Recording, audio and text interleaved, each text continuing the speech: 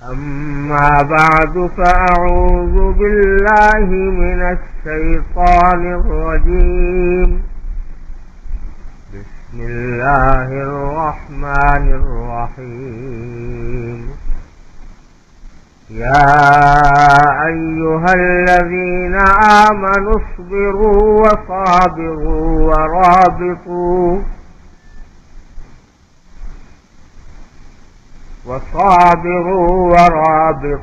واتقوا الله لعلكم تفلحون. آمنت بالله صدق الله مولانا العظيم وصدق رسوله النبي الكريم ونحن على ذلك من الشاهدين والشاكرين والحمد لله رب العالمين.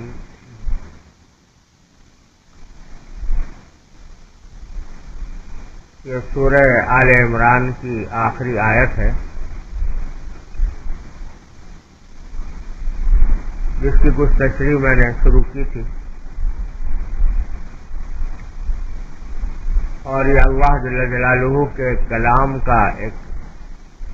اعجاز ہے اور اس کی خصوصیت ہے کہ بعض اوقات بلکہ اکثر اوقات آیت مختصر الفاظ پر مشتمل ہوتی ہے لیکن اتنی جامع ہوتی ہے کہ اگر آدمی صرف اسی آیت کے تقاضوں پر عمل کر لے تو سارا دین اس کو حاصل ہو جائے. یہ تو سارا قرآن کریم دین ہی کی تشریح تفصیل میں نازل ہوا ہے، لیکن ایک ایک آیت بھی بسا اوقات اپنی جگہ پورے دین کی تصویر ہوتی ہے، اور اس کو اگر سمجھ لیا جائے اور اللہ تبارک و تعالیٰ اس پر عمل کی توفیق عطا فرما دیں تو سمجھو پورے دین پر عمل ہو گیا. انہی میں سے یہ آیت کریمہ بھی ہے. کیا ایمان والو صبر اختیار کرو، وصابروا، اور ایک دوسرے کے ساتھ معاملات میں بھی صبر کرو، ورابطوا، اور اپنے آپ کو باندھ کر رکھو، یعنی اپنی نگرانی کرو اور اللہ سے ڈرو، تقوی اختیار کرو، لعلکم تفلحون، جس کے نتیجے میں اللہ تبارک و تعالی کی رحمت سے تمہیں فلاح حاصل ہوگی دنیا و آخرت میں. تو 4 احکام دیے گئے ہیں: صبر کا، مصابرہ کا، صابرو، اور مرابطہ کا، رابطو، اور تقوی کا، واتقوا اللہ. تو انہی کی تھوڑی سی تشریح کرنا چاہتا ہوں. اللہ تبارک و تعالیٰ اپنی رضا کامل کے مطابق تشریح کی توفیق بھی عطا فرمائے اور اس پر اللہ تعالیٰ ہم سب کو عمل کی توفیق بھی عطا فرمائے. پہلی چیز کا بیان شروع کیا تھا، یا الذین آمنوا اصبروا، صبر کرو، اور یہ عرض کیا تھا کہ صبر کی 3 قسمیں ہوتی ہیں. ایک صبر علی الطاعہ ہے، ایک صبر علی المعصیہ ہے، ایک صبر علی المصیبہ ہے. صبر علی الطاعہ کے معنی یہ ہے کہ آدمی اللہ تبارک و تعالیٰ کی اطاعت پر اپنے نفس کو آمادہ کرے، چاہے طبیعت چاہ نہ رہی ہو، دل نہ لگ رہا ہو، دل نہ چاہ رہا ہو، لیکن طبیعت کے خلاف آدمی اپنے آپ کو شریعت کی اتباع پر، اللہ جل جلالہ کے حکم کی اتباع پر اپنے آپ کو آمادہ کرے، طاعات کے اوپر سب۔ شروع میں جب آدمی طاعات کی طرف چلتا ہے، عبادات کی طرف چلتا ہے، تو نفسانی خواہشات اس کو روکتی ہیں، دل نہیں لگتا، طبیعت نہیں چاہتی، سستی ہوتی ہے۔ لیکن مطالبہ اسی وقت یہ ہے کہ اس سستی کو دباؤ، اس سستی کے خلاف کام کرو، اور جو خواہشات تمہیں روک رہی ہیں ان خواہشات کا مقابلہ کرو، جو نفس تمہیں روک رہا ہے اس کا مقابلہ کرو، جو مقابلہ کرنا ہی صبر ہے۔ تو جتنی طاقت ہے شروع میں انسان کو ان کی انجام دہی میں دشواری پیش آتی ہے، تکلیف ہوتی ہے، مشقت پیش آتی ہے، دل گھبراتا ہے، سستی ہوتی ہے، لیکن مطالبہ یہی ہے کہ اس سستی کا مقابلہ کرو، اور مقابلہ کر کے اس طاقت کو اختیار کرو۔ اس سے اللہ تبارک جو بندہ یہ کام کرتا ہے اسی کے تناسب سے اللہ تبارک و تعالی اس کو توفیق بھی عطا فرماتے ہیں، اجر بھی عطا فرماتے ہیں،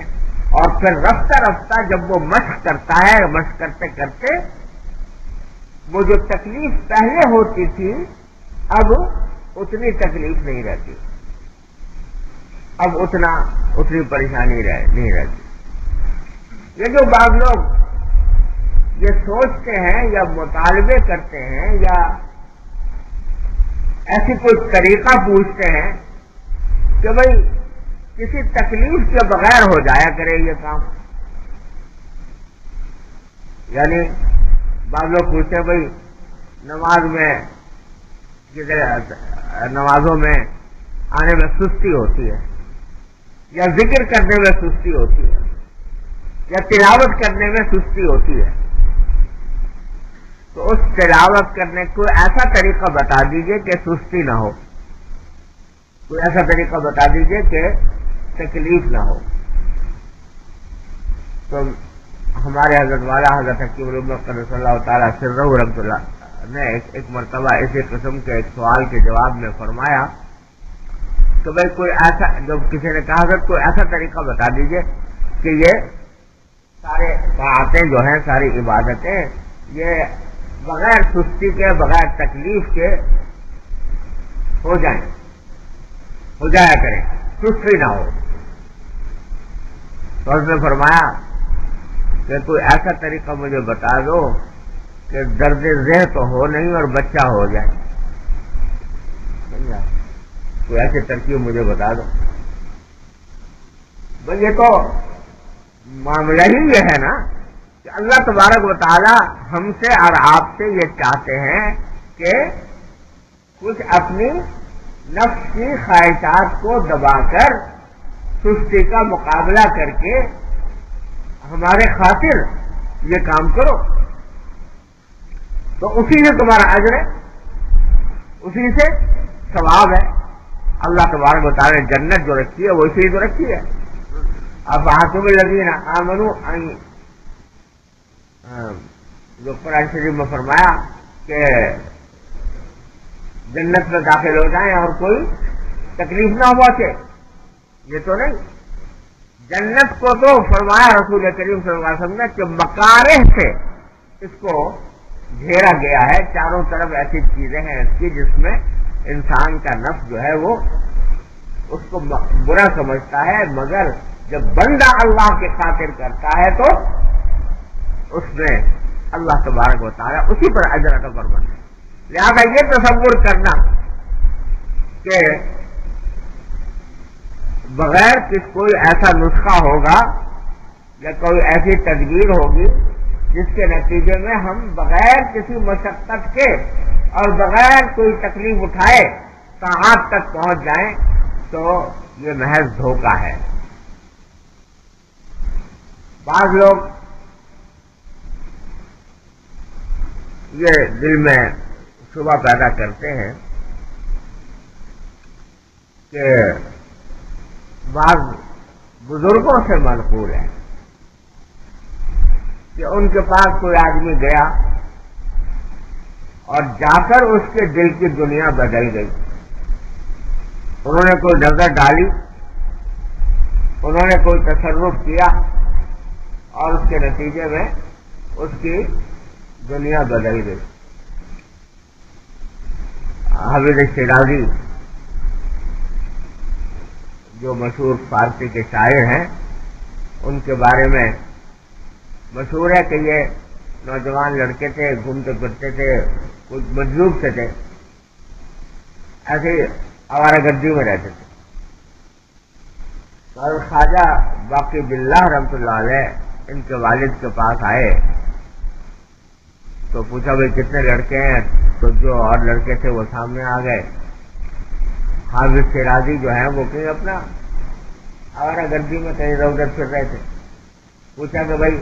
تمہارا کوئی اور بھی لڑکا ہے کہ جہاں ہے تو مگر وہ ایسے ہی پھرتا پھرتا ہے، اس کو بلاؤ۔ بلایا تو حافظ صاحب نے، حافظ شیرازی نے ان کو دیکھتے ہی شعر پڑھا، آنا کے خاک را بنظر کیمیا کنن، آنا کے خاک را بنظر کیمیا کنن، آیا بوت کے گوش ہے چشمے بما کنن۔ شاعر آدمی تھے، شعر بھی ایسا اونچا درجے کا شعر کہ وہ آنا کے خاک را بنظر کیمیا کنن، وہ لوگ جو مٹی کو بھی نظر ڈال کر کیمیا بنا دیتے ہیں، کیا ایسا ہو سکتا ہے کہ وہ اپنی آنکھ کا ایک گوشہ ہماری طرف بھی ڈال دیں؟ تو خواجہ باقی باللہ سے خطاب کرتے ہوئے کہا، تو خواجہ باقی باللہ رحمۃ اللہ علیہ نے جواب میں فرمایا نظر کردم نظر کردم نظر کردم، اور اس کے بعد ان کو بلایا اور اس وقت سے حافظ صاحب کی کیفیت بدل گئی اور بس پھر وہ فنا کی شیخ ہو کے رہ گئے اور فنا کی اللہ ہو کر رہ گئے۔ اس قسم کے واقعات آتے ہیں کہ کسی اللہ کے بندے کی ایک نظر سے سایہ پلٹ گئی، لیکن ہمارے حضرت اکیم الامت صلی اللہ تعالیٰ سرہ نے فرمایا کہ یہ بعض اوقات اللہ تبارک و تعالیٰ اپنے کسی بندے کو تصرف کی طاقت دے دیتے ہیں کہ وہ دل میں وہ کوئی تصرف کرتے ہیں، کوئی توجہ ڈالتے ہیں، اس سے کچھ تھوڑا سا دل کی کیفیت میں تبدیلی آ جاتی ہے، لیکن فرمایا کہ یہ تبدیلی عارضی ہوتی ہے، عارضی ہوتی ہے، کام سے خود اسی کو کرنا پڑتا ہے، مشقت اس کو بھی پیش آئے گی، تکلیف اس کو بھی ہوگی، کم ہو یا زیادہ ہو، ہوگی ضرور، لیکن اس کو برداشت کر کے پھر آگے چلنا پڑے گا۔